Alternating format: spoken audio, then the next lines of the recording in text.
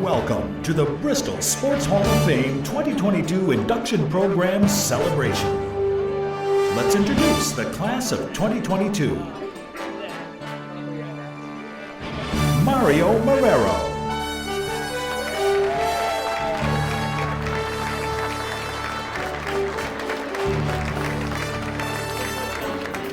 Tracy Regan.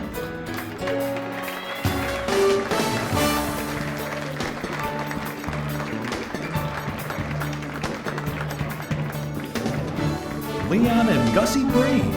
Accepting for them is the president of Bristol Little League Baseball, Scott Lodge.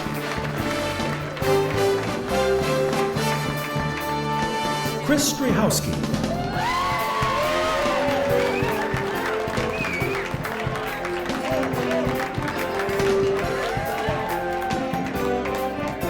Kim Verasconi.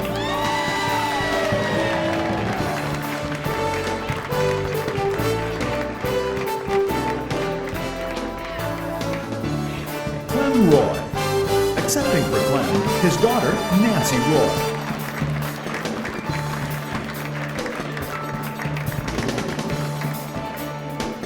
Reynaldo Soto.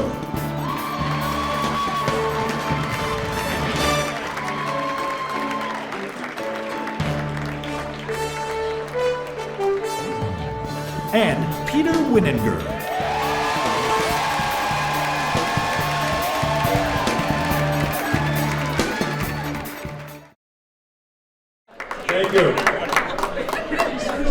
Thank you and welcome to everyone to our 2022 induction ceremony.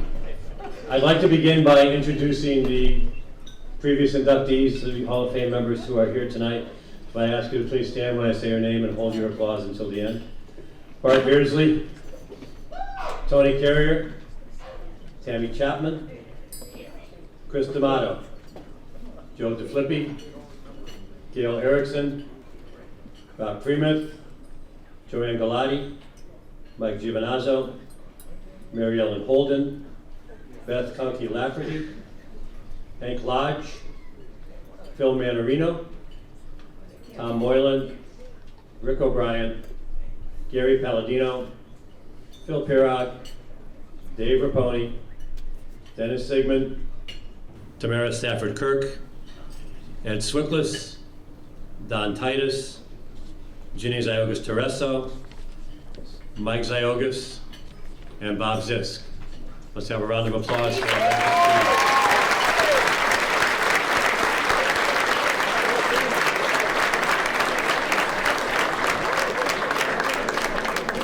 Thank you, and now I would ask everyone to please stand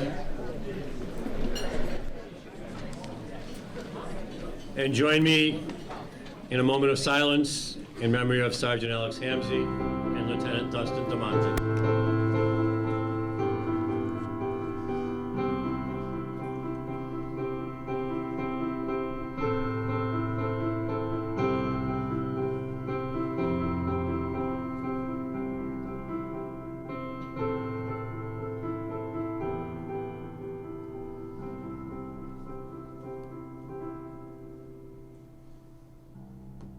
And now please join me in the Pledge of Allegiance. I pledge allegiance to the flag of the United States of America and to the republic for which it stands, one nation, under God, indivisible, with liberty and justice for all. Thank you. You may be seated. We'd like to take a moment to recognize some of our city leaders who are here with us tonight. City Councilwoman Jacqueline Olson, and Representative-elect Mary Fortier, and the widow of our founder, John Fortunato, Sharon Fortunato, who is our great supporter of our program. So let's have a round of applause, please.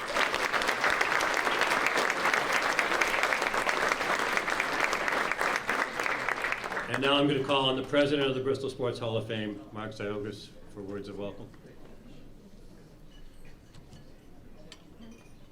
You had to put him in the back, huh?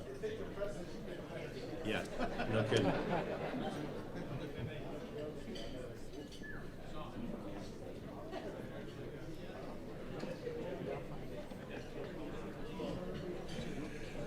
Good evening. It's great to see everyone today, and glad everyone's here to celebrate the new group of inductees that we have going to the Bristol Sports Hall of Fame. We've been around for 26 years now, and you can see the change in the inductees. The first 15 years or so, we had to induct a lot of the older generation because they had not, they have long been gone, but they hadn't been inducted. You can see the change now. There's a lot younger group coming in, a lot more females since female sports has been more popular since the late 70s. So you're seeing a lot more diversity coming into the Hall of Fame, which is great. It's nice to see a lot of old faces and some really old faces, but it's good to see everybody here. Sports is great because it gives you a friendship that you have for the rest of your life.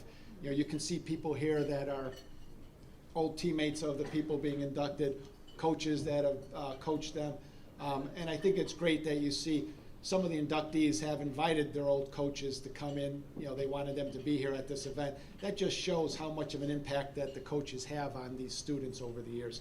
So it's great to see that connection. The Hall of Fame is more than just an induction ceremony, and we have a small museum at the Bristol Historical Society.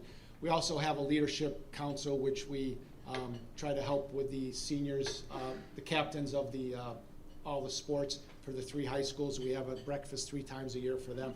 So we try to do that. We also have a scholar athlete for the students who have obtained at least 3 varsity sports, varsity letters, and also maintain a certain average. So we have that, and out of that group, we award, let's see, 6 scholarships, totaling $9,000. So that's another thing we do in the community. And a lot of this is supported by the golf tournament that we have in July every year. So the funds that we raise from the golf tournament and from the advertising on the events like this, we're able to pay for the scholarships and pay for the events and the scholar athletes. So we appreciate the support everyone gives, and especially for our sponsors for the ads that they put in the paper every year. It's great to see some of the old people that you haven't seen in a while, so that's the nice thing about these events. I ran into one of my old coaches, Bob DeSantis, and first I congratulate him for his win down in Florida, his re-election in Florida.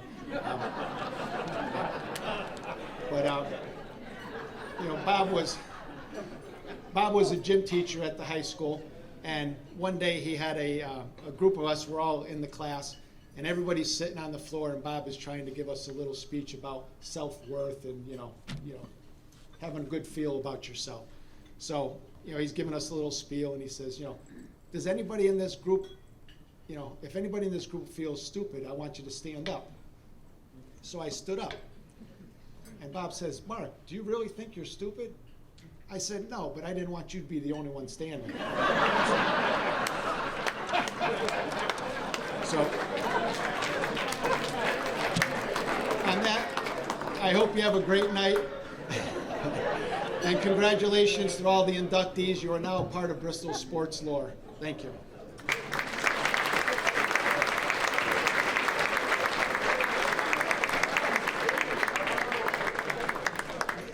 Thank you, Mark. And now I'd like to call on Pastor Kristen Kleiman of the First Congregational Church to deliver the invocation.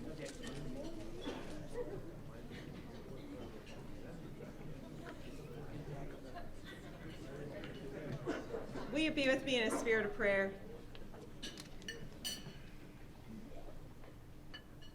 Holy God of all people, I give you thanks for the work of the Bristol Sports Hall of Fame.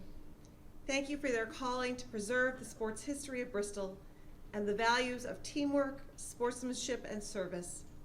Thank you for their commitment to nurturing leadership in our high school students and to nurturing better leaders for our community and world. Thank you for their work in honoring all who, through their love of sports, make our community and our world a better place. On this special night, we gather in community to bless this organization and to give thanks for the individuals who have role modeled for others what it means to do your best on and off the field. As we honor Leon and Gussie, Mario, Tracy, Clem, Ronaldo, Chris, Kim, and Pete. May we also be inspired by them and their gifts of encouragement, hard work, perseverance, and love of the game. Amazing God, as you bless all who are gathered here tonight and bless the continued work of the Bristol Sports Hall of Fame, I pray you will also bless this meal, the hands that prepared it, the hearts that planned this event, and the connections that will be made this night. May we all be united as part of your team, Holy God, and we pray in your spirit of love. Amen.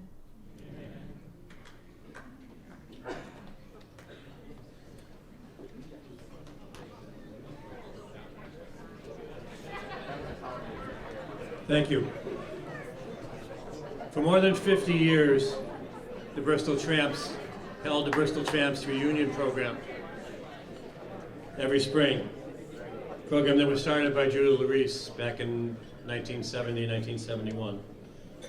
The Tramps Committee is no longer able to continue with that dinner tradition. However, the committee does wish to continue to honor Julie Larice by presenting the annual Julie Larice Award, which will be done at this ceremony each year. The Bristol Tramps are proud to present Edward Swickless with the Julie Larice Award. A three-sport athlete at Bristol Central, Ed earned all conference honors in football and basketball. On the football field at Southern Connecticut State College, Ed set offensive records in 6 categories and was named to the All-East Eastern Collegiate Athletic Conference. Ed was also named the New Haven Gridiron Small College Player of the Year and recognized as the offensive MVP at Southern Connecticut. Returning to Bristol, Ed served as the program director at the Bristol Boys Club, and then he became the general parks foreman for the city of Torrington. Hired as Bristol's assistant superintendent of parks in 1992, he was named the superintendent of Parks and Recreation in 1998. Ed led park restoration projects, including the Rockwell Park Playground. Additionally, Ed established a disc golf course, a skate park, a water spray park, and a lighted Little League baseball field. Throughout his professional career, Ed coached football at various Connecticut high schools for over 30 years. Ed has served on many professional boards and is currently the president of the Environmental Learning Center of Connecticut. Congratulations to the Bristol Tramps Julie Larice Award recipient, Ed Swickless. I am pleased, honored, and humbled to accept this award and to join past recipients who I have long admired and respected. A very special thanks to the Bristol Tramps for selecting me, the Bristol Sports Hall of Fame, the 2022 inductees, and thanks to my extended family and friends for always supporting me and being here this evening. Like Julie Larice, I also grew up on Park Street, spent my younger days at Muzzy Field, Rockwell Park, and the Bristol Boys Club. A good part of my adult life was spent coaching football at both Bristol Central and Bristol Eastern, playing softball for several teams, but most enjoyable were the years I spent with Paul Finelli in a Crown Oil softball game. During my 25 years working at the City of Bristol, I initiated the restoration of Muzzy Field, historic Rockwell Park, and several more city parks, and presently I volunteer and serve as the president of the Environmental Learning Centers of Connecticut. In closing, I would like to give a shout out to the Casson family as I'm wearing a tie from longtime tramp Don Casson, and to Ronaldo Soto, of which I am proud to share the evening with one of the Bristol's finest athletes. Thank you.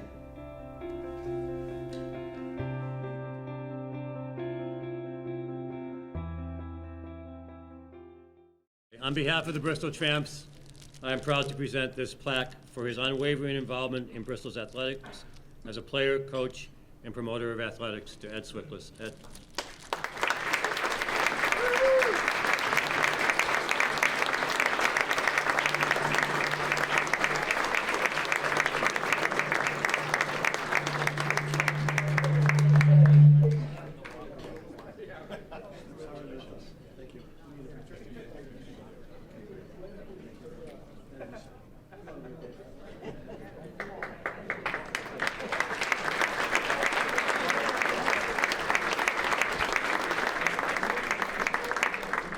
I'm not supposed to be.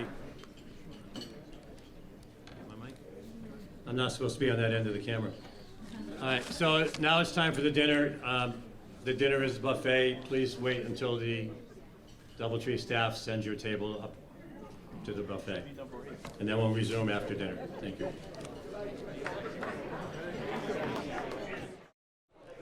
It is my pleasure to call upon the Mayor of the City of Bristol, Mayor Jeff Caggiano, to give us greetings from the city.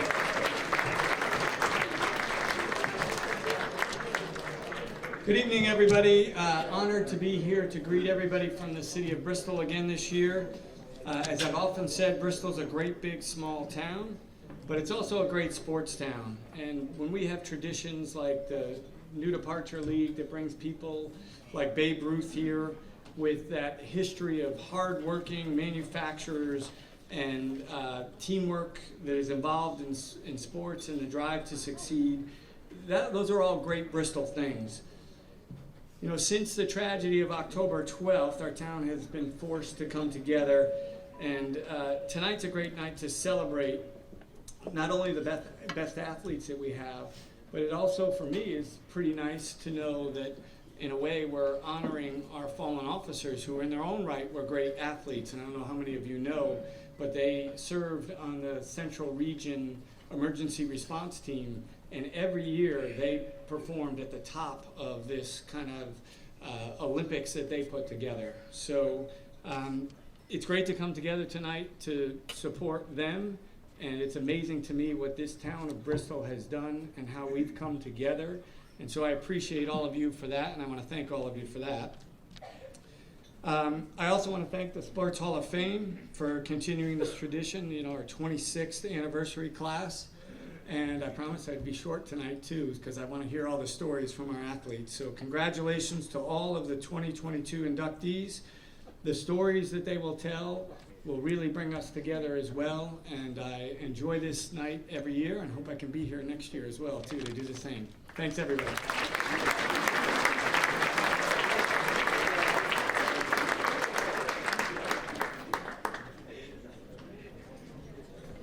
Thank you, Mayor. And now I'm going to call on the Vice President of the Bristol Sports Hall of Fame, Bob Callett, for a few remarks. Thank you, Dave. I just want to, after Mark Ziogas' comment about Governor DeSantis, if I was Mark, I would not turn my lights out at night, and don't turn your back whenever he's around, because I'd be afraid. I would really be afraid. Anyway. Thank you, Dave, and again, welcome to the 26th Annual Hall of Fame induction, and congratulations to the class of 22. It's a well-deserved honor. First of all, I want to thank again all the past inductees. I know, Mark touched upon our golf tournament and our induction, and tonight again we have like 30 past inductees here, and our past inductees play a major role in helping us provide all our financial support for our programs, for our golf tournament, for our booklet, and just your presence here tonight. So really, the past inductees, thank you for continuing to support the Hall of Fame.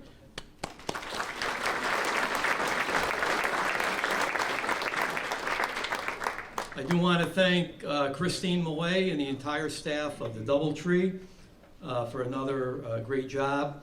And I also want to thank the First Bristol Federal Credit Union for their sponsorship of the VIP reception downstairs again, and their continued support of all of our programs. So thank you to them. Special thanks to our ticket chairperson, Pat Parenti, sitting over there in the back. Did an outstanding job again. And I also have to thank my wife, Patty Callett, who assists him at the table, still out there. And not only tonight, but she's here for all the events for the Hall of Fame. And so she does a great job. And thank you, Patty, for that, for all your work.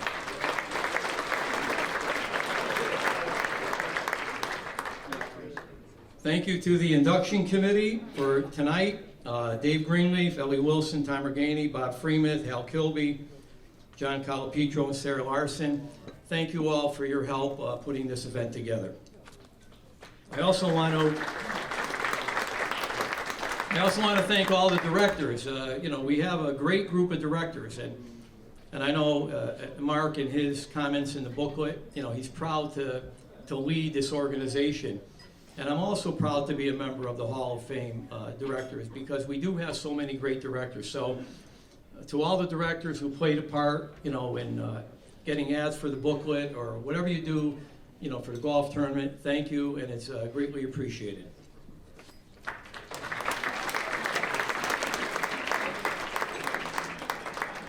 Special thank you to my co-chairman, sitting over here, Hank Lodge, and also to for all he does to get this event going, and the man in the back, Tom Mazzarella, who handles all the video portions. So Tom and Hank, thank you for all you do for this event. And also, finally, thank you to the man who will be introducing the inductees later on. Does a very professional job every year. Tom Monahan, thank you for your support over the years.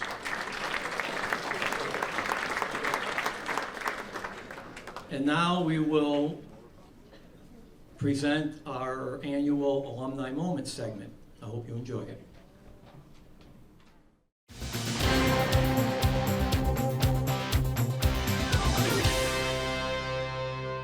I loved his hometown. My son, a active captain in the United States Navy, tells me I'm going home to Mecca. Well, yes, I always loved my home. I come here because I'm restored, I'm renewed. I remember the great people that live here. Well, I do remember some of the crimes too, but I try to remember the good. Taught in death row. Have you ever taught in death row? And try to see the good in them. They said to me one day, Dr. Jobs, we know more about abnormal behavior than you do.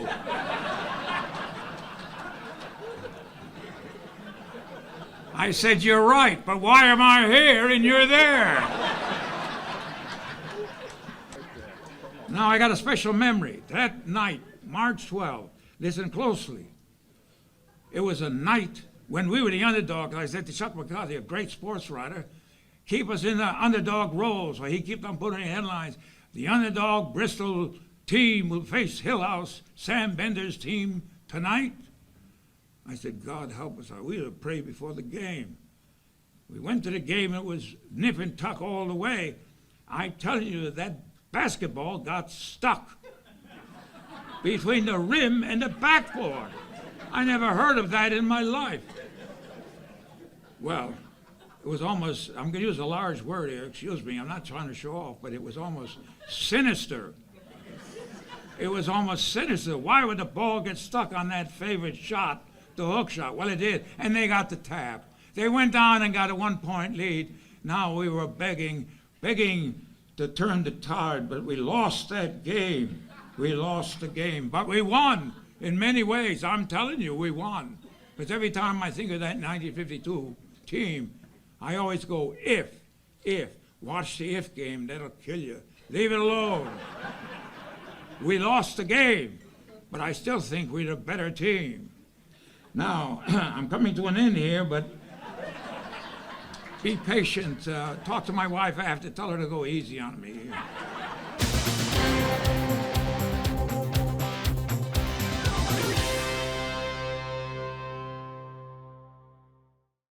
Well, that's only, for those of you who were here last year, again, that's only part of his speech, but if you want to hear his whole speech, we have it on our website at bshof.org, along with most of our inductee speeches are on there, so you're welcome to go back and look at them. But Dr. Jabs was quite entertaining. And speaking of our website, I promised Hank that I mentioned something about our scrapbook section. Hank has spent a lot of time putting our scrapbook section together on our website. We have dozens of scrapbooks, Boys Club, slow pitch softball. I mean, Eddie Swickles was helpful getting me things. Little League Baseball, American Legion Baseball, all kinds of things. See all the CIAC sports. So if you have time, you can look it up. under the scrapbook section on the Hall of Fame. Thank you, Hank, for doing all that work. And one other thing, where's Lance Peppers? Right here. Lance, as you know, tomorrow, best of luck to Lance Peppers and the Bristol Central.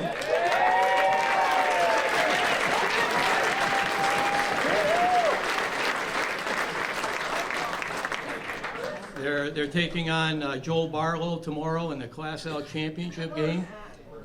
First time ever that the Bristol Central volleyball girls team will be in the finals, so we wish them luck and bring home a championship.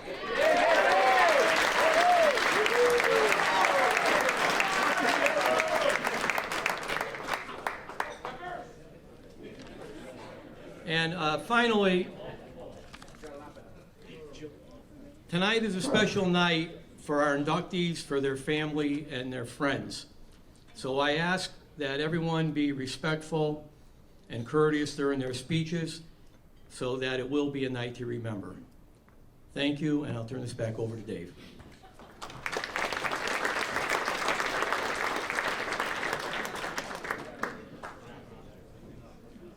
Thank you, Bob. And now it's my pleasure to introduce the gentleman who has welcomed all of our previous 25 Hall of Fame classes, to introduce the class of 2022, Mr. Tom Monahan.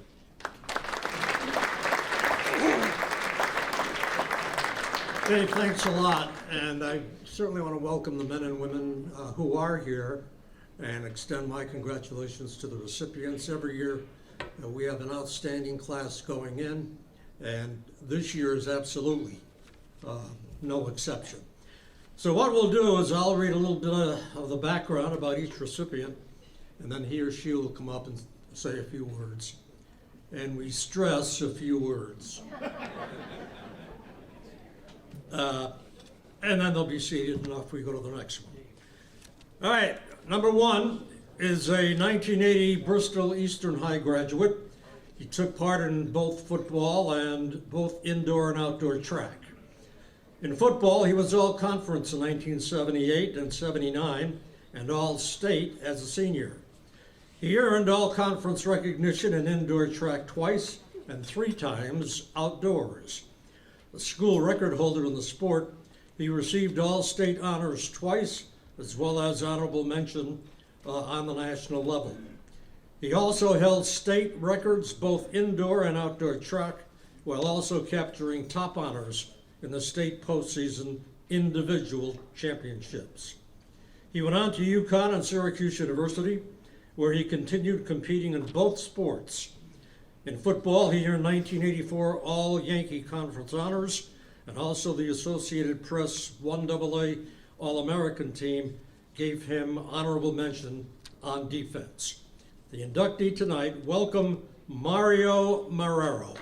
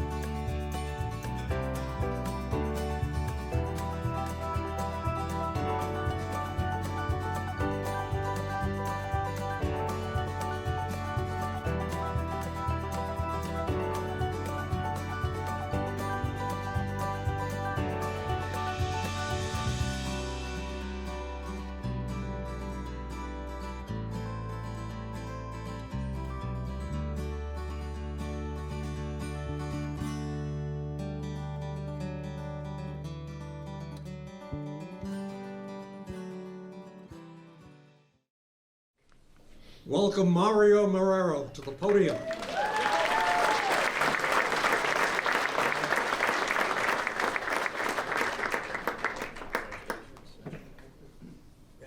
Thank you. I'd give anything to have that hair back.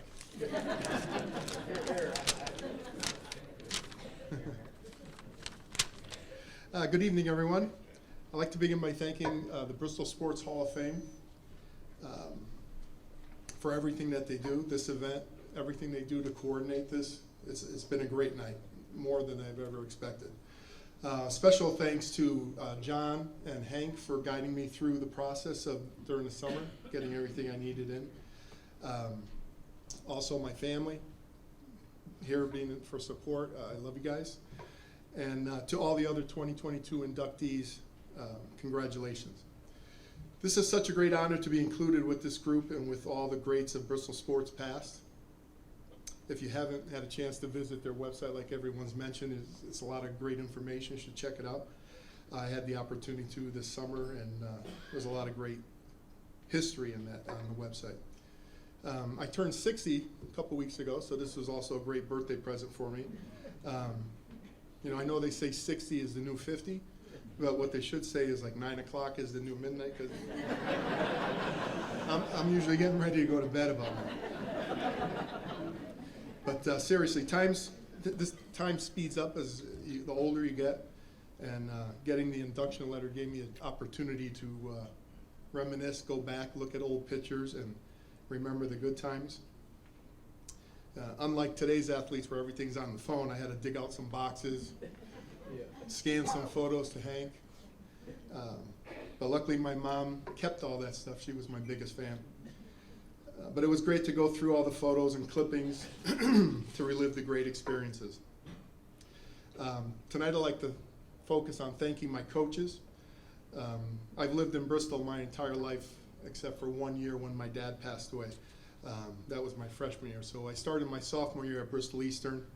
It was pretty raw. I only had played sports, football and track for 1 year, my freshman year. But with the guidance from my coaches, you know, I was able to flourish throughout my years at Bristol Eastern.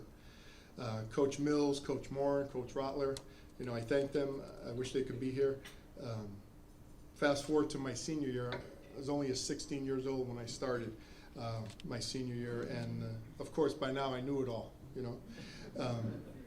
So I'm sure there was times where I drove them crazy, but I just want to thank them, you know, for putting up with me during that time, for not giving up on me, and to help guide me through the success that I had. The lessons that they taught me about hard work, being a team player, and never giving up are lessons that still guide me today, and are great values that coaches pass on. Without them, you know, I'm not standing here tonight. So again, I'd just like to thank all the coaches of my past, the Bristol Sports Hall of Fame for the induction, and to everyone here this evening. Thank you.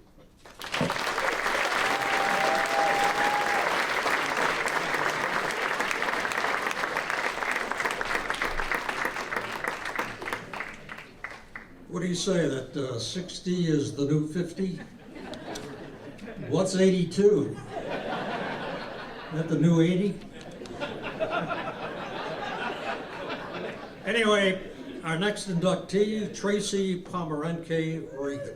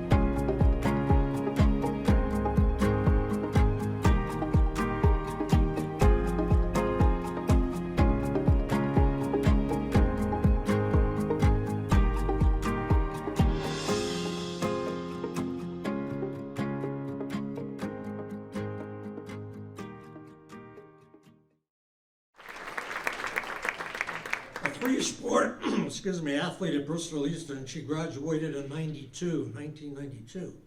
She was team captain in volleyball as a senior and was awarded All-State honors that year, leading Eastern to the volleyball state championship. In basketball, she was on state title-winning teams in 1990 and 1991. She was also chosen All-State and team captain in 1992. She averaged 22.3 points and 8 rebounds a game as a senior, a season shortened because of injury. Softball was her third sport, and as in volleyball and basketball, she earned all conference honors and served as captain her senior year.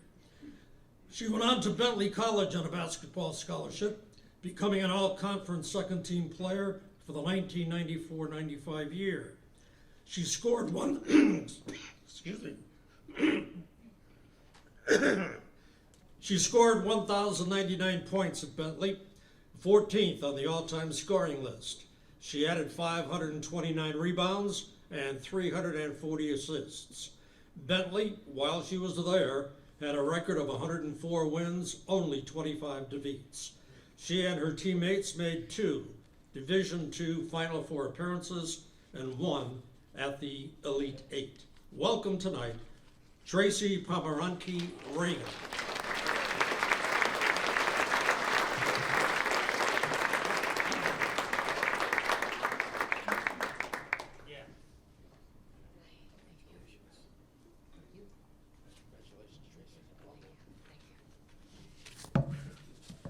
Mario wanted his hair back. I wished I could forget my hair in high school.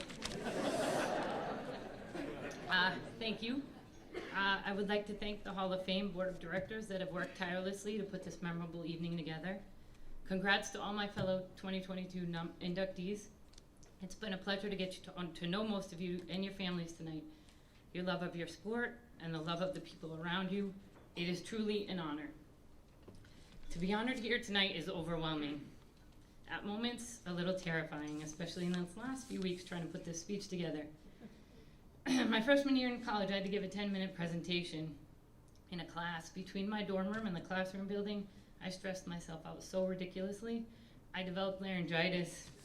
Thank God my professor was a big Bentley women's basketball fan. She sent me home and took my notes as that grade. So I'm already exceeding expectations. My first experience with organized sports was karate with my uncle's good friend Tom Berlusconi, who's here tonight.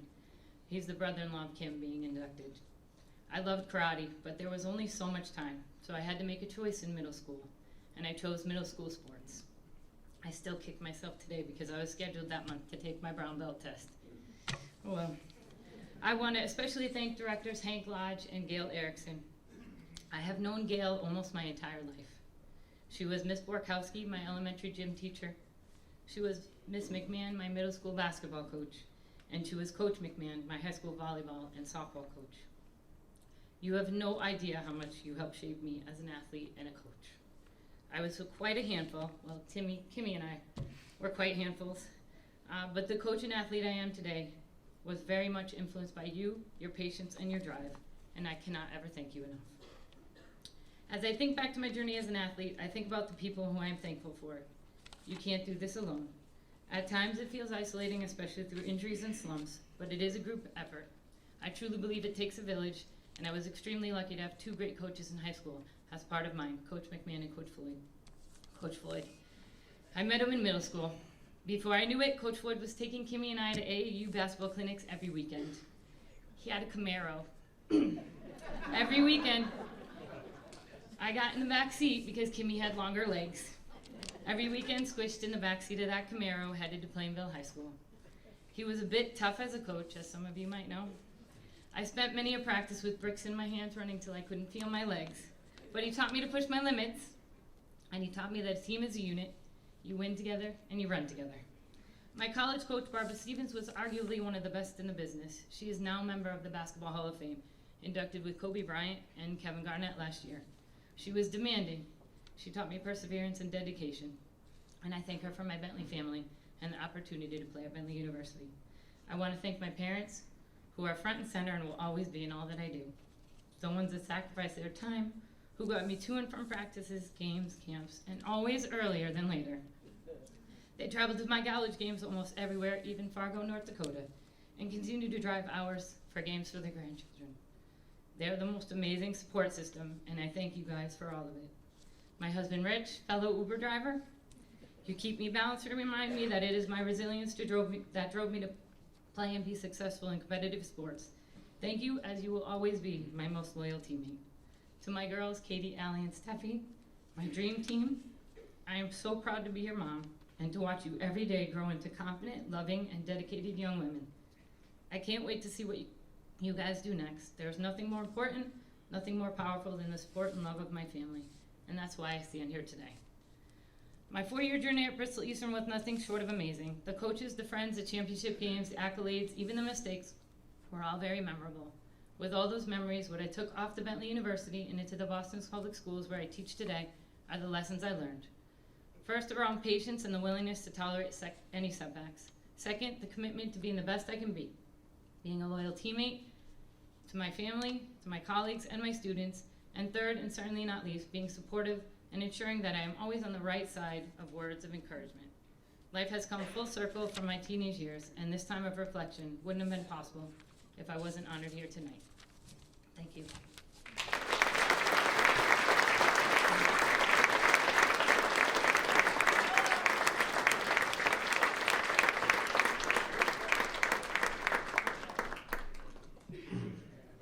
Leon and Gussie Breen. Mrs. Breen.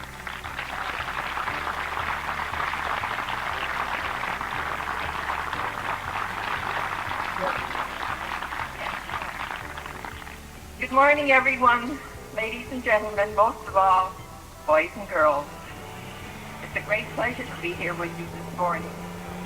To wish you all good luck.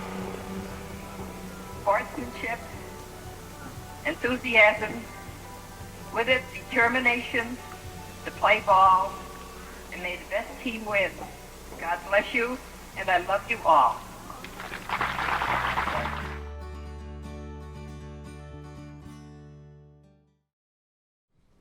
Leon Breen was the owner of Breen Oil in Bristol, along with his wife Gussie. They became longtime benefactors of youth baseball. This included the Bristol American Legion program, probably the most successful in the state. They're also active in Little League Baseball in Bristol, including Forestville, McCabe Waters, and Edgewood. The couple were among the founders and key individuals when it came to Little League, and the main playing field at Edgewood is named in their honor. Breen Field is seen on national TV each August. That's when the annual Eastern Regional Little League competition takes place. Teams from this regional tournament then, of course, go to the Little League World Series in Williamsport, PA. When Leon Breen died, his wife ran the oil business and continued to financially support local youth baseball programs until her passing. Accepting for the Breens tonight is the president of the Bristol Little League, Scott Lodge.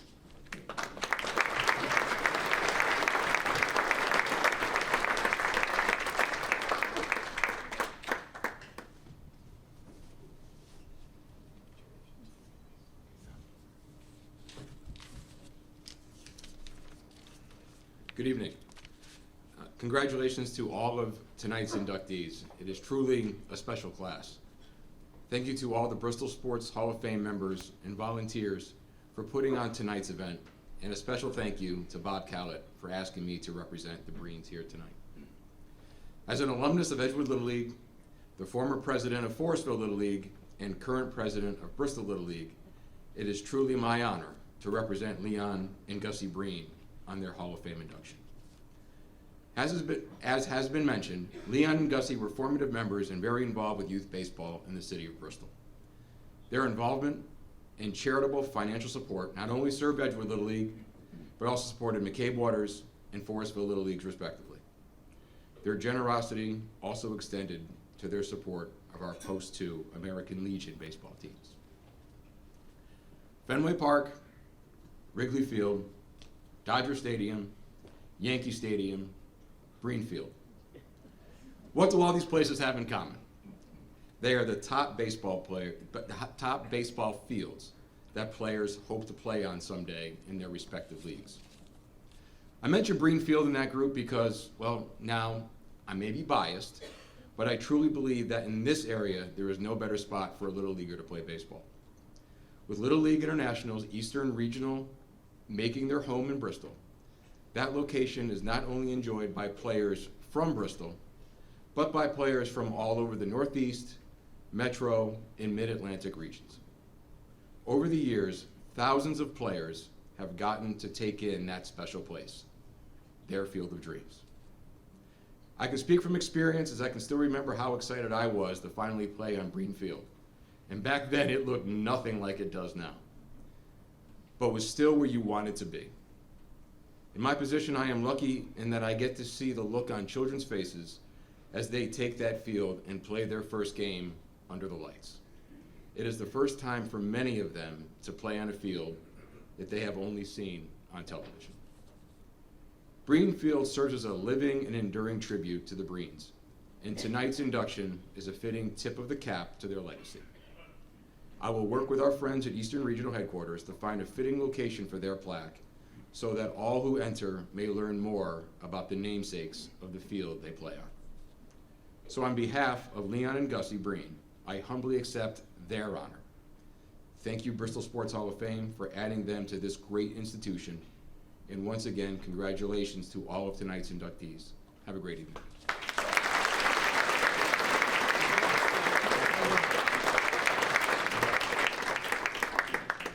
Our next inductee is Chris Strahowski.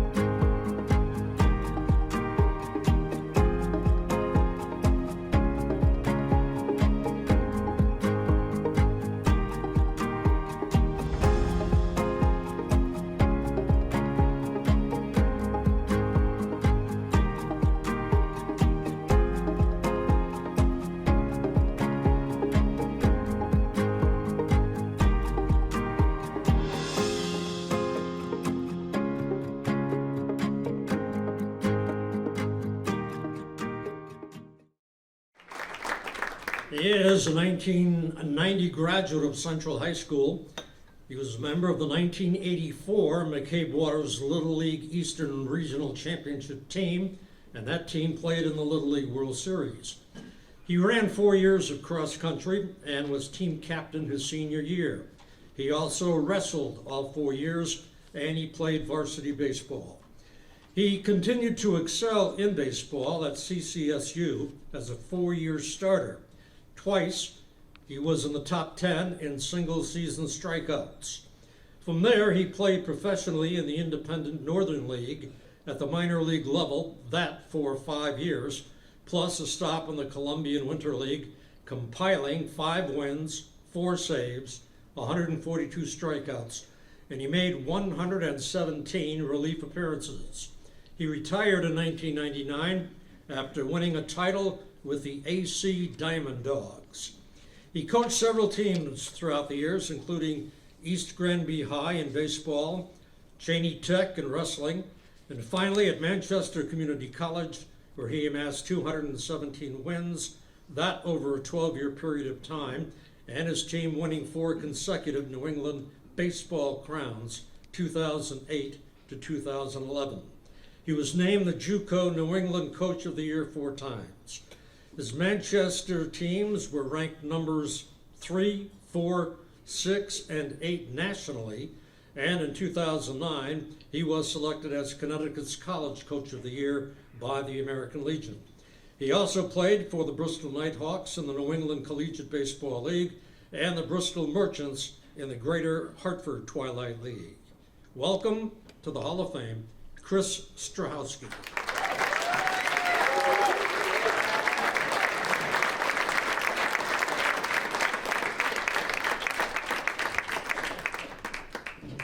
Congratulations.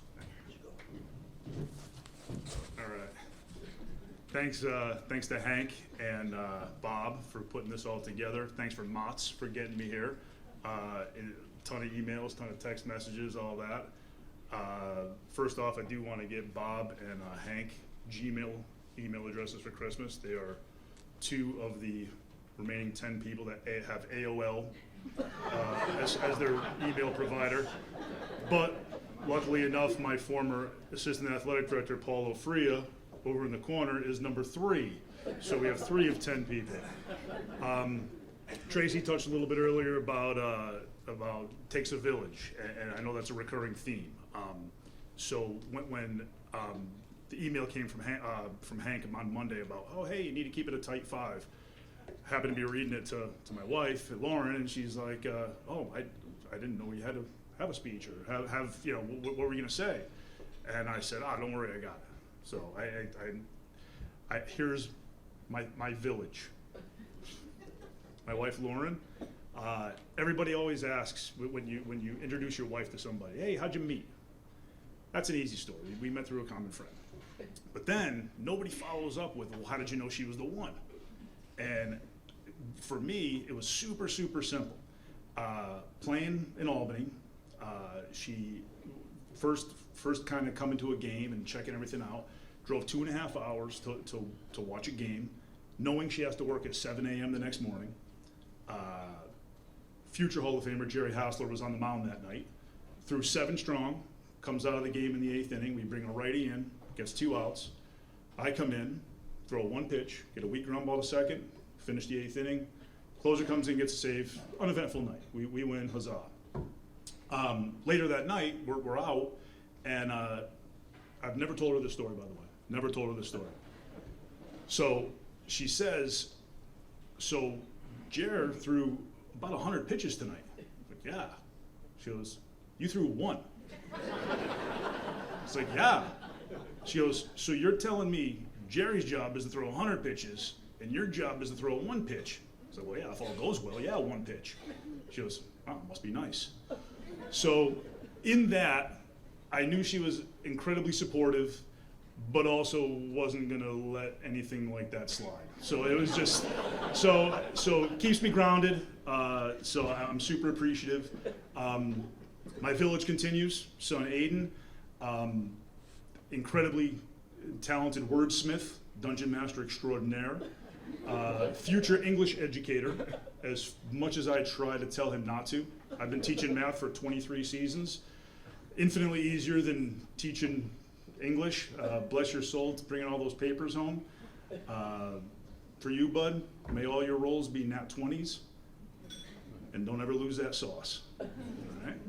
Daughter Delana, incredibly talented dancer, budding cross-country and indoor track runner. If any of you have teenage daughters, she is giving up her homecoming evening to be here tonight. Yeah, exactly. You can take a bow, sweetie. It's okay. So, super appreciative, because I know every time her phone buzzes, it's somebody snapping a picture from Hoco, and so I appreciate that. My youngest, Fallon, incredibly talented gymnast. Big level 8 meet tomorrow in Worcester. Can't wait. Already 10 years old. Already has me searching colleges. Searching, hey, which colleges have gymnastics? Which colleges have aeronautic engineering? I was like, whoa, whoa, whoa, whoa, whoa. She's already got it figured out. If I had half her drive, I probably would have been a pretty good ball player. Absolutely. My in-laws, Kenny and Marilyn, I don't get here without them either. Marilyn always used to give me those talks that I appreciate, whether I agree with them or not. I love them. My father-in-law, Kenny, has more to do with me being an educator than he probably realizes. He was MacGyver before MacGyver existed. He can build anything, can fix anything, can do anything. And after I was done playing, I worked with him for a little while. And he comes home and tells Lauren his future is definitely not in carpentry or anything even remotely related to that. I hear you telling me he's coordinated. The kid can't use any tools properly. It's terrible. Auntie Joan sitting right in front. I can't see her. Everybody's got that aunt that hops your kids up with sugar, lets them stay up late. We have the most Auntie Joan there is, because she's all about that life and love her to death. My side of the family, my brothers, Mike, Dan, and Bill. My brother Mike bought a new car. This is back 1995. Super pumped. Bought a new BMW for his wife. What does he do? He gets in it. He drives 16 hours to watch me have my first professional start in Evansville, Indiana, and drives home the very same day. So that's the kind of brothers I had. My brother Dan, who's here with my nephew Dan, who I was fortunate enough to coach in college. So if you don't know a little bit of our family, we have a little widespread in our ages. So the last thing Dan wants to do in his mid to late 20s is take his little league aged brother to practice. So there always was a caveat for me to get to McCabe. We lived up on Indian Trail, and obviously where McCabe is. In the middle of that is the Eagles Club. Used to have to pop in there once in a while. I have an affinity now for pickled eggs, thanks Dan. Crazy. Brother Bill, same thing. Had 20, in his 20s, having to take me to practice. Last but not least, I know a lot of you guys know my mom Rita. So, if you attended a game from 1982 to 2007 at either McCabe Waters or Muzzy Field and sat near her, I'm sorry. I'm so amazingly sorry. So, if anybody here who's played at Muzzy knows, you can hear every last word at Muzzy. I'd be playing center field and I can hear her conversations. So to all of you that had to sit near her, thank you for putting up with her. Fun story about her. She had an affinity for yelling at umpires. Little old lady, take it with a grain of salt. Carried me into my college coaching, where I had college umpires who happened to be on the Hartford board would come up to me and say, "Hey, Straw, is your mom going to be at the game tonight?" I was like, "What are you talking about?" He's like, I still have nightmares about a call I missed 10 years ago because of your mom. Sorry. And fun fact, I did not know arguing with umpires was genetic. So the one thing that did not get mentioned and I didn't put on my plaque were my 13 ejections. So when you talk about, coaching over the years, I'm fortunate enough to have my longtime assistant Sean Berry here. All you guys that have been head coaches, you have that person who get bad call, whatever, and you look at your assistant coach and he's like, "It's gonna be all right. It's gonna be all right." No, not Sean. We'd look at each other. He'd say, "Straw, go get him." I was like, "What?" "Go get him." So, we're onto the field, get my ejection, call it a day. Best ejection ever, still remember it. Also, about remembering things, I can remember games I had in high school. I can remember games I pitched, pitches I threw to what batter at this time, and I can't remember to take out the trash. I can't do little things like that. So for all those things, I was watching old clips about speeches and such. I'm glad Ginny's here tonight. I saw Ginny's speech about how she had to talk to her dad about remembering stats, and I can remember all those things, but I can't remember to fold the laundry, take out the trash, all those little things. So it is a curse. You don't want that in your life. So my MCC family, thanks to Paula Freya, my assistant athletic director, Sean Barry, whoever thought it was a great idea to have two lefties coach a college baseball team, not good, not good. Had a lot of fun, a lot of memories. Liam Ullman's here, our sole draft pick from Manchester Community College. Other people in my village, my brother-in-law Mario, sister-in-law Jen, infinitely supportive. They add our schedules with the crazy former hockey player, gymnast, dancer to their own schedules. They go to 7 o'clock. They would go to 7 o'clock games. They would go to everything. Infinitely thankful for them. When I want to thank Hank and Bob just for the mere fact that this led me to kind of revisit and not knowing how big my village was when I was going through old pictures and trying to come up with everything. Really tremendous how big our network is in Connecticut and in Bristol especially. I teach way out in Willimantic and I live down in Wallingford. And when people ask, "Hey, where'd you grow up?" In Bristol. Dude, you guys are insane in sports. Yeah, we are. It's the best sports town in Connecticut. 100%. So, with that, it takes our village goes even deeper to your friend group. Some of my guys are here tonight. Bristol Merchants, absolute dynasty of Bristol's finest. Kevin Browning, Brian Archibald back there. I saw Adam Glass sneak in, and last but not least, my best friend Jerry Hassler. When you talk about coaches, and I had tremendous coaches over the years. I had Tommy Moylan, I had Dennis Sigmund. Coach Moylan gave me my start in coaching. Paid me out of his own pocket to help him coach at Bristol Central before I coached in East Granby. But it's funny when you think about all the people. Yes, they formed all the thoughts and beliefs of what it takes to be a good player. But as far as playing the actual game, it's ironic that one of my teammates was probably the biggest reason why I was such a good player. We shared. Some of you guys are fortunate enough to play on teams with your best friends. All right, cool. I played high school with my best friend. I got to play on my junior high team, Phantoms, American Legion, college, professionally in North America and South America, Bristol Twilight, Terryville Twilight. So we've seen each other throw over 1,000 innings apiece. Infinite long toss sessions in the middle of winter. His family had opened their doors up to me, and Jim and Jackie, his brothers, always cheered for me too. It was fantastic. So I do want to give him a special thank you, and he's the only person outside of my family that I actually told that I was getting this award. Much to the dismay of Kevin Browning, a little salty over there.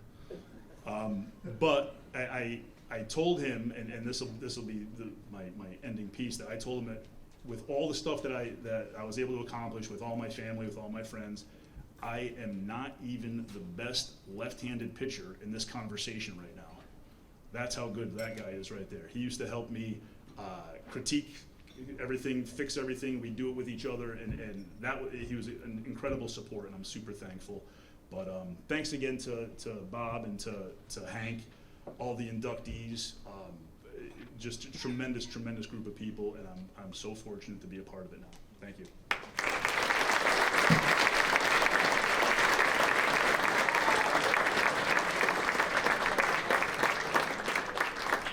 Kim Corbin Verasconi.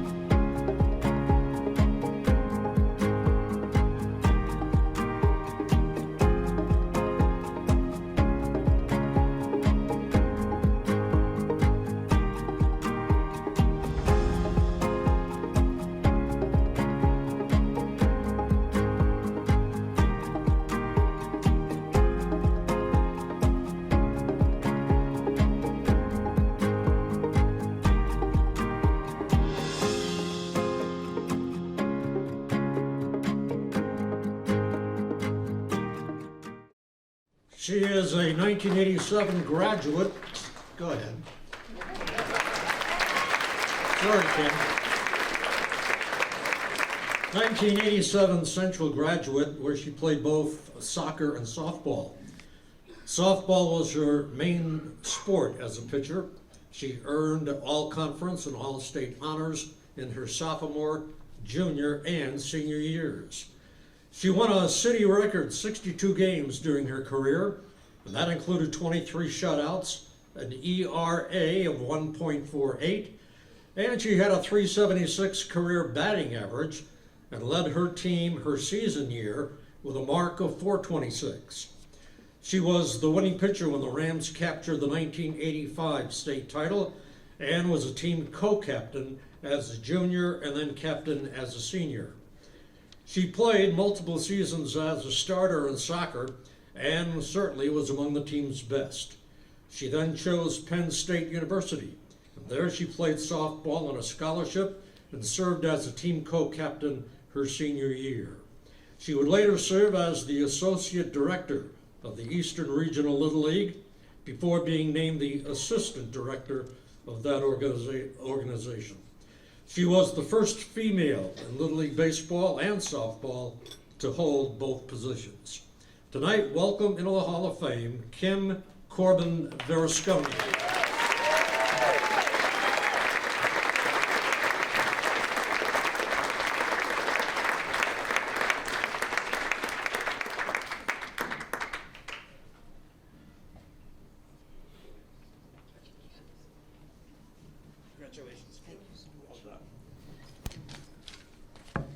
Good evening. Back in, let's say, July, when I found the news that I had just come home from vacation, I hadn't read my mail in like, I don't know, 2.5 weeks. And I got a phone call from Bob Callett. And he said, I've been trying to reach you. I said, okay, I was on vacation. He goes, do you ever read your mail? I said, not when I'm on vacation. He goes, can you look at your mail? Sure, I'll look at my mail. There I find an envelope from Bristol Sports Hall of Fame. And he's like, can you open it and read it? Okay, Bob, I'll open it and read it. So I open it and I read it. And he said, well, do you accept? I'm like, I do. This is a great honor. So Bob went on to tell me that how this whole process was going to work, sending in photos and everything. And he was very strict. 5 minutes. That's it. Bob, don't even worry about it. You're gonna get probably about 2.5, and we'll make up for others, so.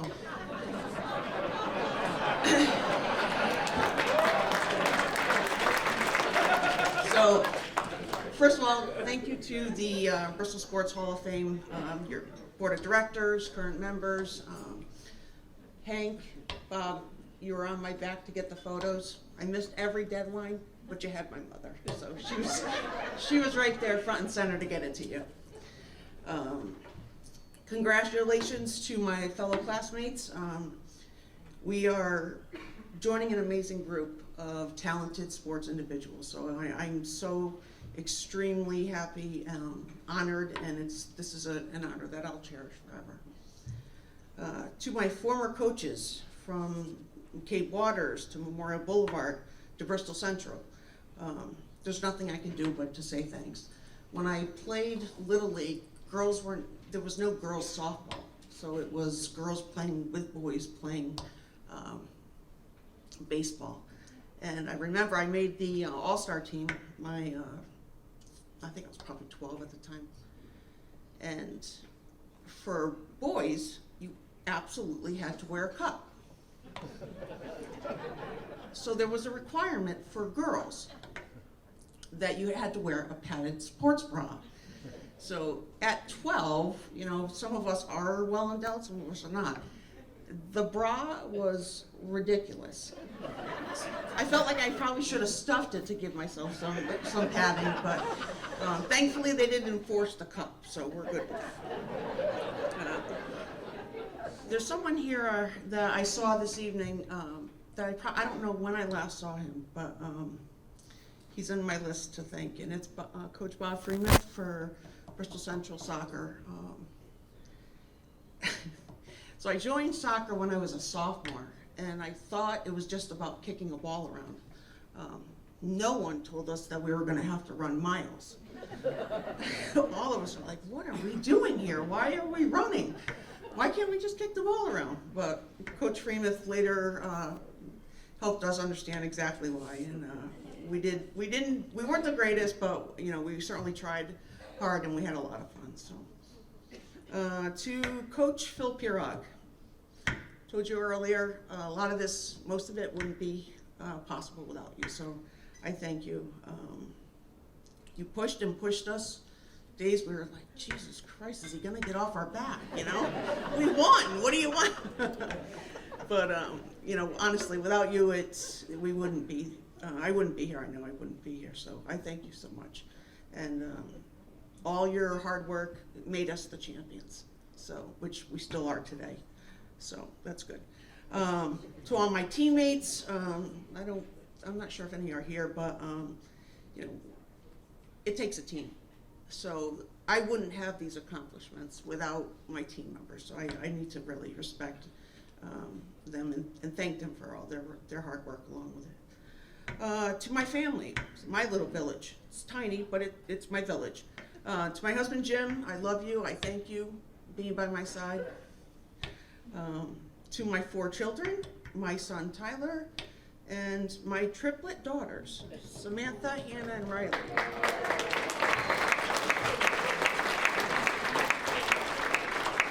So when they say sports, you know, kind of helps you against adversity, I'm good. I got it. Having 4 kids, 5 and under, was a task, and there's a lot of people here that helped, you know, change those diapers for those kids. So I appreciate it.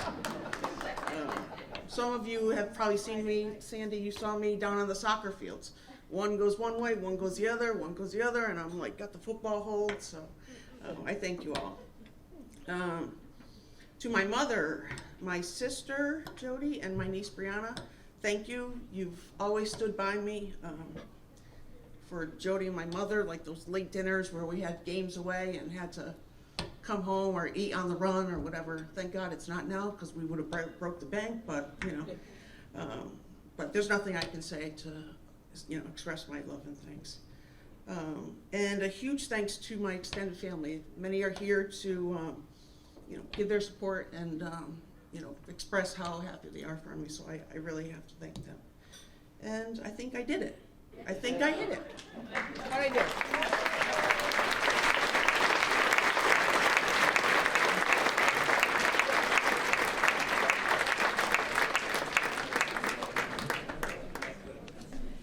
Our next inductee, Clem Roy.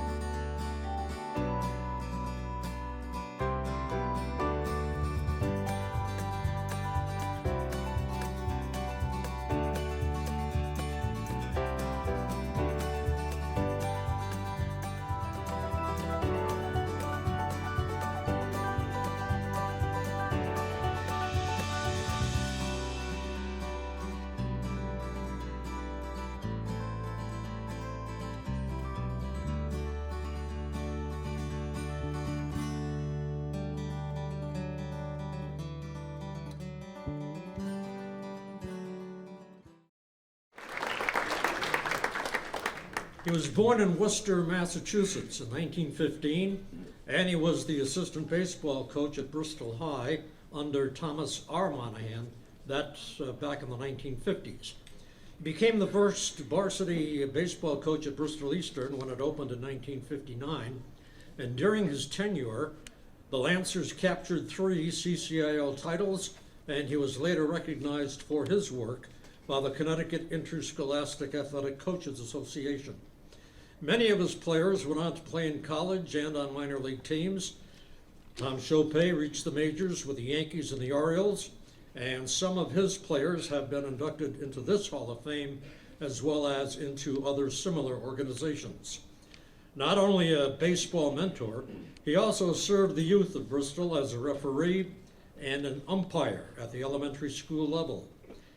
He also worked summer camps with a number of sports icons, and he had a way of making non-athletic students, particularly those with disabilities, feel accepted.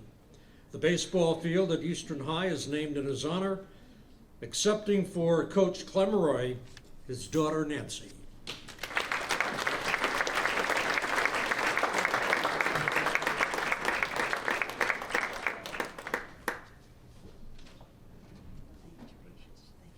Very well,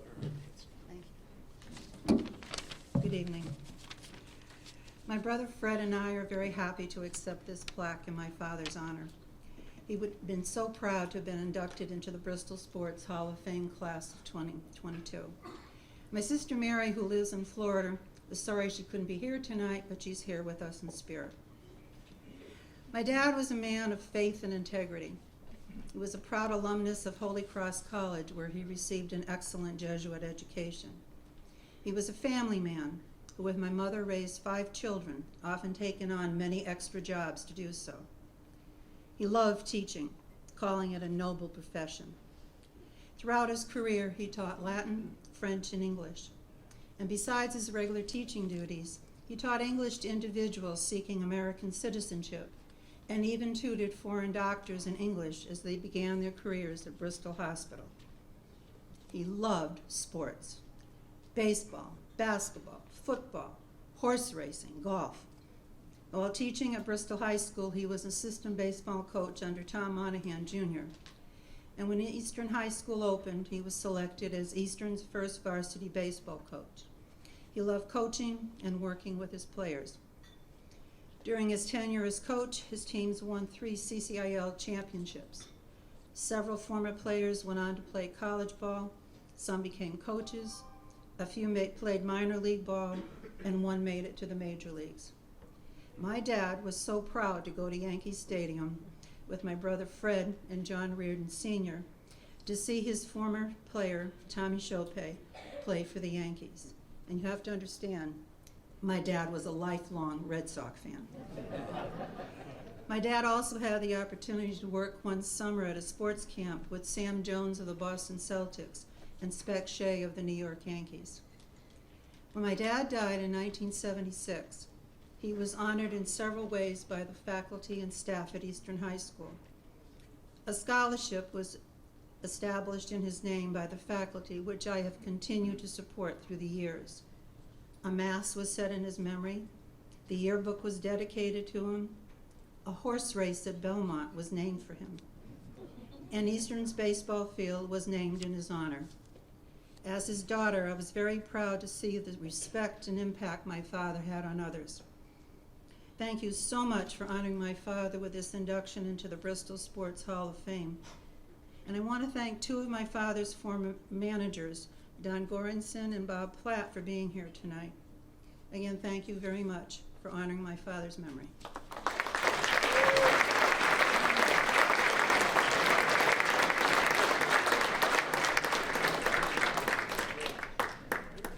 Reynaldo Soto.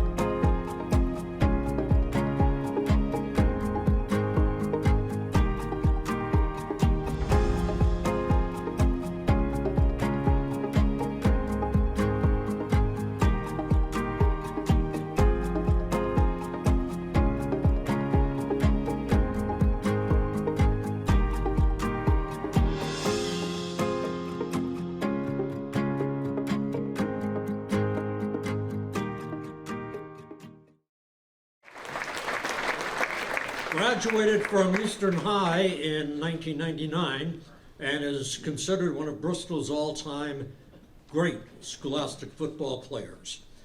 The three-time first-team All-State choice has held several school marks in football, and he remains among the leaders in a number of categories. The running back, defensive back, he played both, scored a then state record 33 touchdowns as a sophomore, and his all-around play gave him the top headlines. That's when the Bristol Press brought out its annual year-end capsule for 1996. His career 5,161 rushing yards are a school record, and that is second all-time in the history of Bristol. His 74 career touchdowns, also an Eastern High best and second in the city. A two-sport athlete, he was a team captain in basketball as a senior. He received a scholarship to play football for CCSU, but eventually he left to serve in the U.S. Navy. He later became involved in sports involving young people. Welcome into the Hall of Fame tonight, Reynaldo Soto.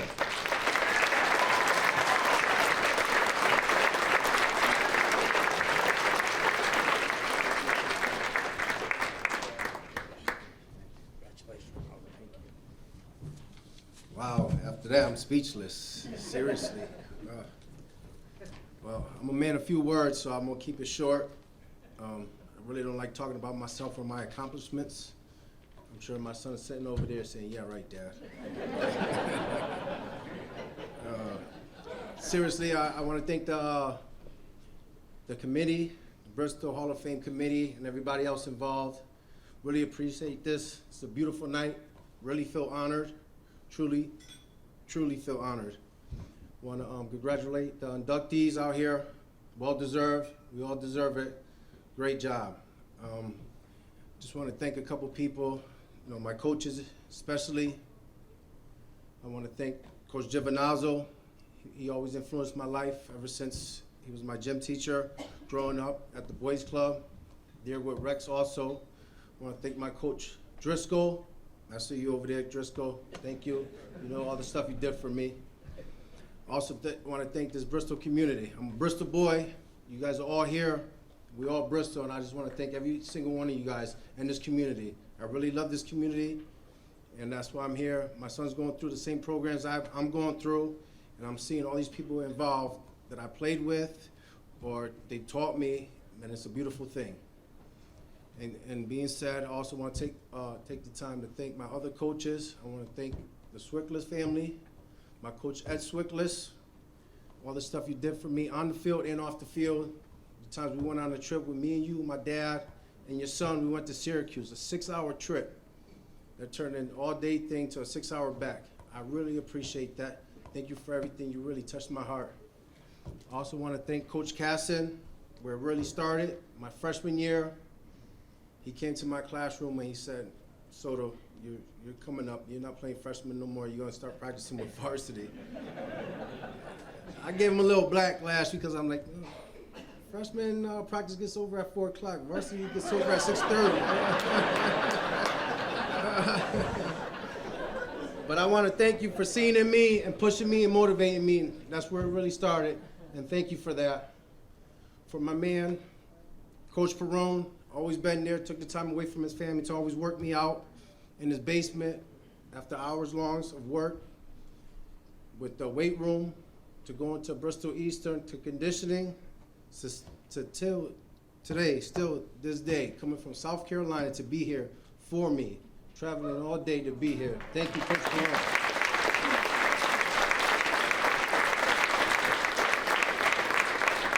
There's a lot of other coaches and influences I'm leaving out, but they know who they are. Just thank you for that.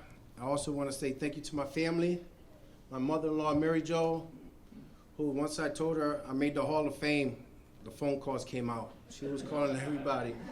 That's why I got this big group over here. Thank you, Mary Jo.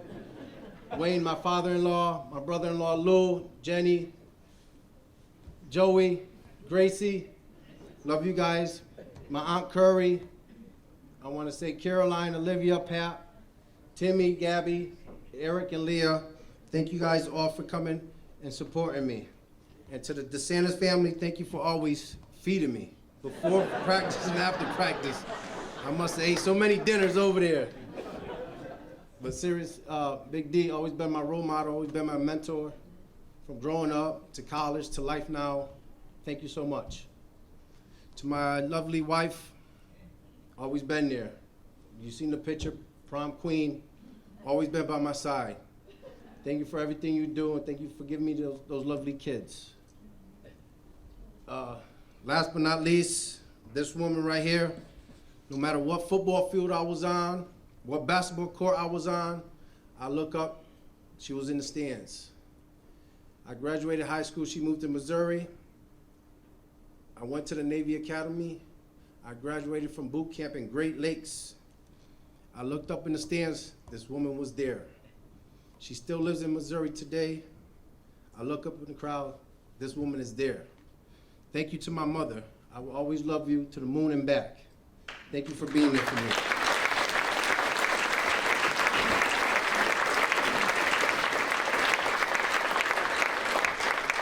So in closing, I just want to say, let's just keep this going on, supporting our athletes, and all together we'll always stay Bristol strong. Thank you.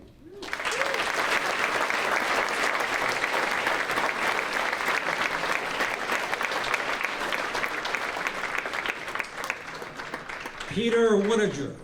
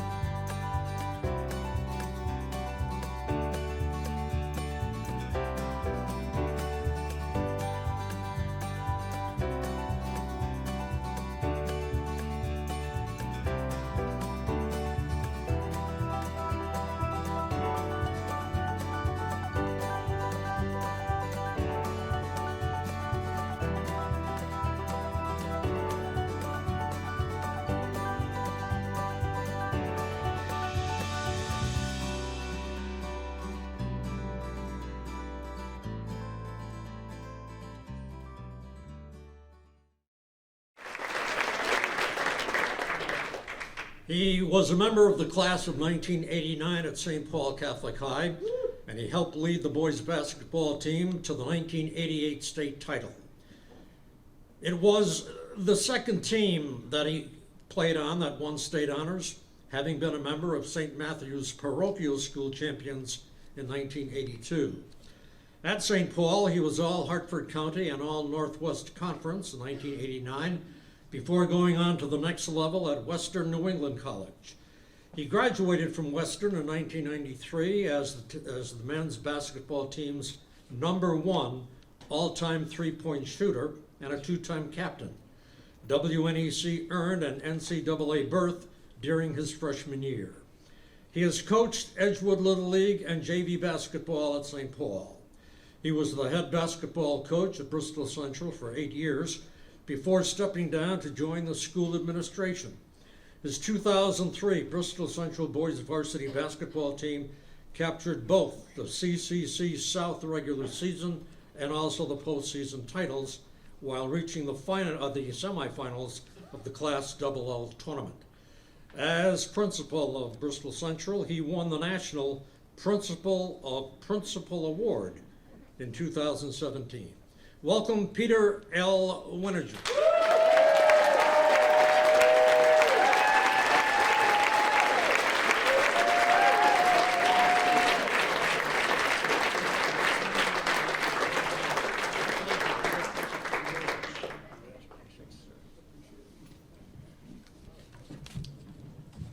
Thank you, Mr. Monahan.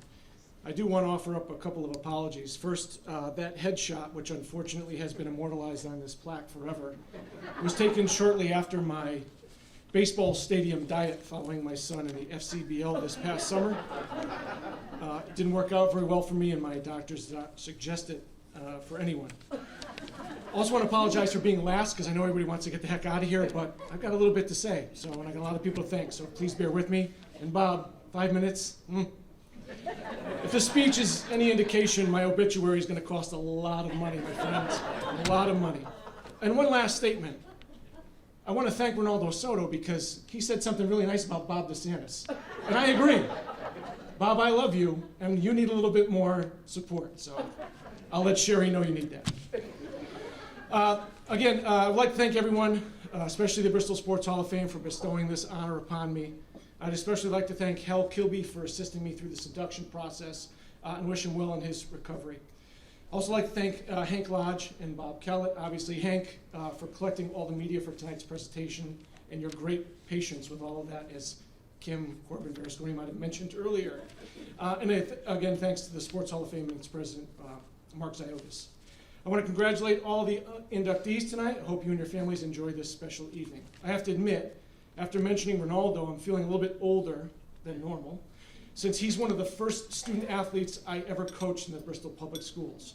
Ronaldo played soccer for me for about 3 weeks, and then he realized it was soccer. Sorry, Coach Carrier back there, I know. Football was obviously his fallback sport, so congratulations, Ronaldo. There'll be a lot of thank yous tonight in my speech. Obviously, there are many, many people who are responsible for me being here this evening. I want to thank my friends and my family who are here tonight. I want to, especially my mom, Donna, who had such a big influence on my life and my career choices. Thanks, Mom. I love you.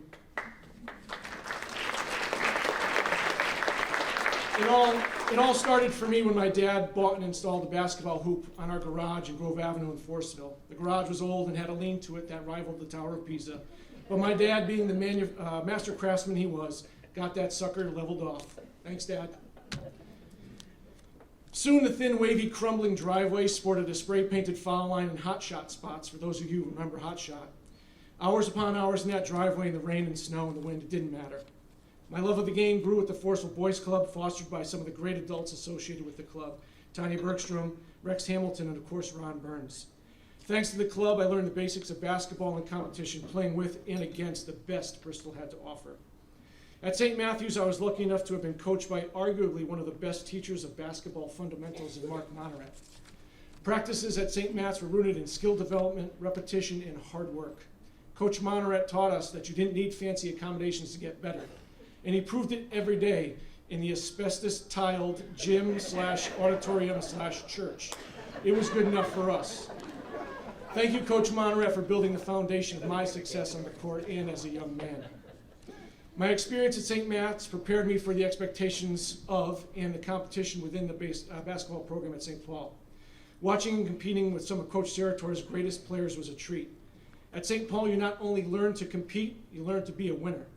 If you could survive the competition during practice, you could survive anything. At the beginning of my junior year, we were a mess. I remember an early scrimmage at Maloney where we nearly imploded. There was arguing on the court, arguing on the bench.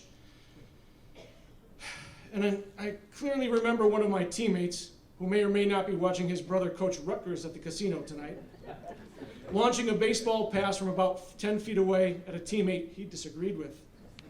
Why do I tell you this? If there was one thing Coach Sarator, Coach Monart, and of course Coach Steve Phelps could do, was figure us out. They took a bunch of characters and turned us into a state title team. At the end of the season, we were a fine-tuned machine, running through our opponents, including UConn legend Chris Smith's Colby Cathedral team. It was magical. Thank you, Coach Sarator, for creating the conditions that forced us all to be at our best and turning us into a team. At Western New England, I played for a strict X's and O's coach in Pete Broca. He was twice named National Association of Basketball Coaches Division III Coach of the Year. His daily practice scripts were things of legend. They looked like your mother's grocery list, but with nothing exciting like Captain Crunch or Oreos on it. It was here that I learned the importance of repetition and muscle memory. At our most tired, we could still execute when needed, and that was because of him. At Western New England, I like to say, I nearly had a career. As a freshman starter on our NCAA tournament, I nearly led the nation in three-point shooting percentage. And by the end of my career, I nearly scored 1,000 points. I did miss 6 games to monos as a senior, but that's life. And I want to thank Coach Broca for teaching me how structure and repetition can result in success, and that there are things more important than the nearlies. When I graduated college, Steve Phelps told me that he was looking for a JV coach at St. Paul. I jumped at the chance. Martin Huckabee also joined the staff that year, and as freshman coach, we clicked right away. I enjoyed learning from Coach Phelps and sharing ideas as a staff. All of us coming from different experiences added to the learning. We didn't win a lot of games during the first 3 years, but we had a great time. Coach Phelps is a master at making people feel welcome and part of something special in the toughest of times. That's something I've carried throughout my professional life. Thank you, Coach Phelps, for teaching me about the importance of treating everyone like family. When I was hired to coach basketball at Bristol Central, I still had a lot to learn. I honestly thought I was a great shooter, and then I met Todd Hassler, who not only proved it, he talked about it constantly. He could shoot the ball. Managing a program on my own was a big task for me. Early on, some things went well and others didn't. Each time I made a mistake, I learned from it and tried to get better.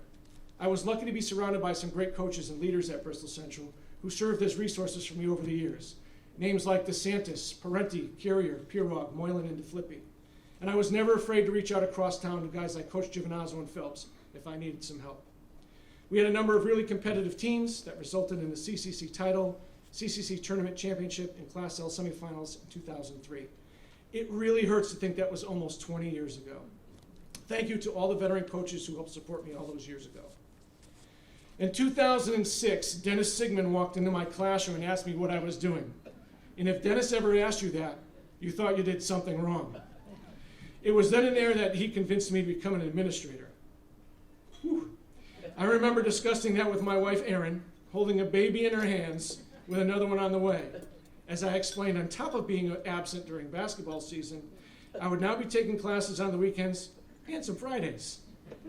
Erin says, "Thank you, Dennis, for introducing me to my maroon mistress." Now in my 16th year as an administrator at Bristol Central, I've taken everything I've learned from the people who have taught me so much.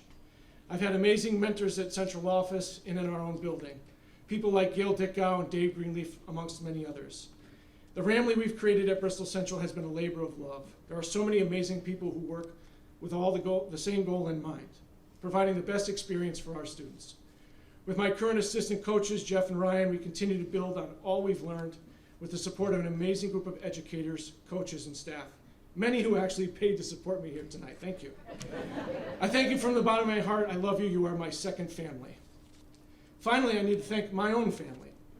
My sons Sean and Patrick, who continue to amaze me every day. I'm incredibly proud of who you are, and there will be never enough speech time, thanks to Mr. Callett, to tell you how much I love you. I've always told you how important your words, deeds, and character are. You are incredible young men. Thank you for listening. Erin, milady. For more than 20 years, you've supported everything I've done. No one has been affected by my affair with the maroon mistress more than you. Thank you for weathering the late nights, long absences, and frequent distractions.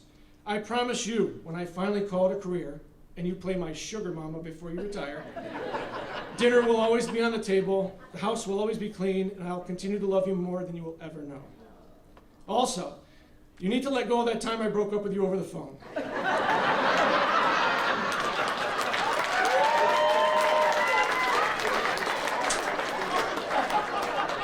Listen, if that didn't happen, none of us would be here tonight.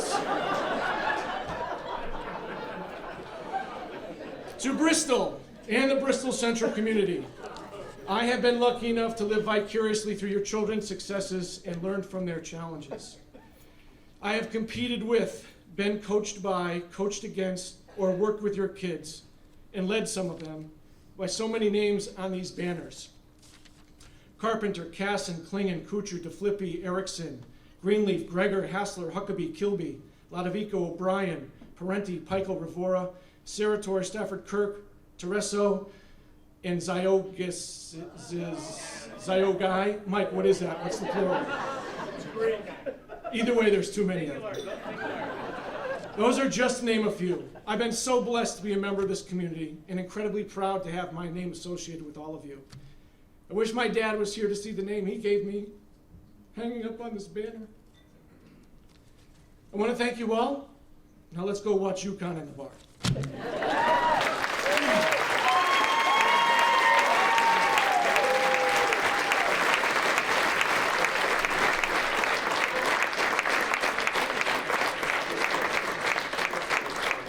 Okay, for Peter and all the inductees, please stand up. And, oh, just the inductees.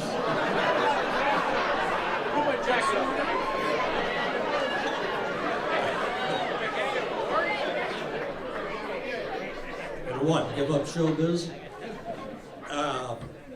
I'm still standing. How about a round of applause for me?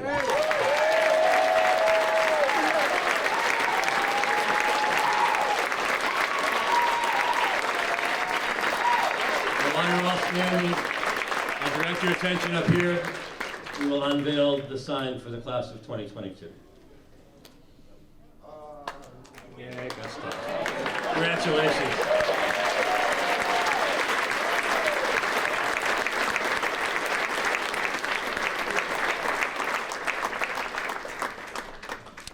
Congratulations to all of the inductees from the class of 2022.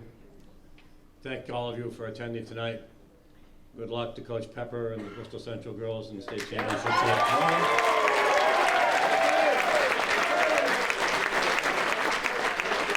And we will see you all back here on the Friday before Thanksgiving in 2023 to induct our next class. Thank you and good night.